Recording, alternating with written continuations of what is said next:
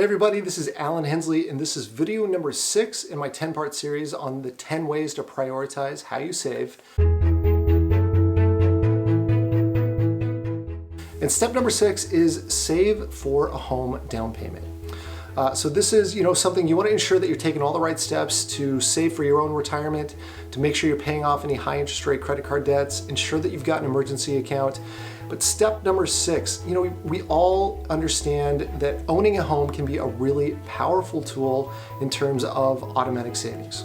So I don't want anyone to ever think about as their home as a piggy bank or retirement account, but home ownership, it's a great way to leverage your money and put it into something that's going to grow over time. So step number 6, save for a home down payment. I do want to make the point that this is part of the 10-part series where, some of these steps might be a little bit out of order compared to what your goals are. But the steps 1, 2, and 3, those are kind of the first 3 that I think everyone should keep in that order.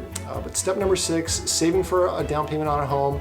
And this is where you might want to talk to a mortgage broker, or if you want to reach out to a financial advisor, I'm happy to go through the different scenarios.